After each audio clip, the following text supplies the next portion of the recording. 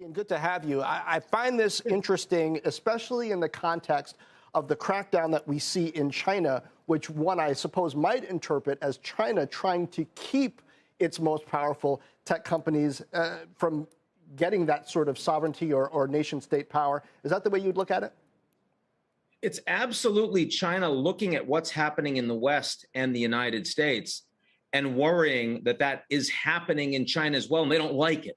Because as you know, these technology companies, private sector companies, both in the United States and overwhelmingly in China, they create their walled gardens from the ground up, the rule set, the architecture, the algorithms. And from the perspectives of the government, what happens is kind of a black box, right?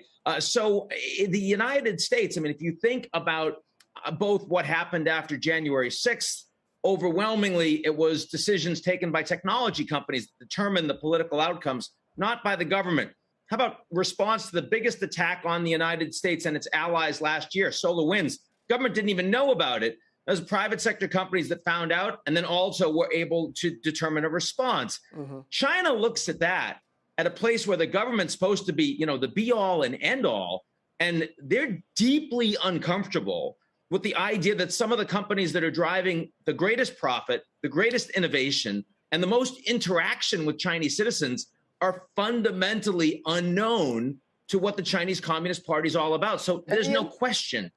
The big piece of this is them driving that. Yeah.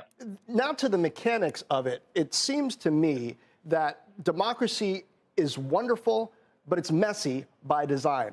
Autocracies are a lot less messy, whether you're talking about China or you're talking about companies, right, which largely are not democratic. They don't take a vote from their employees before deciding what to do, clearly based on what we're seeing happen now. So what happens to democracy when big tech companies that are autocracies start to have such big influence or continue to have such a big influence over global society?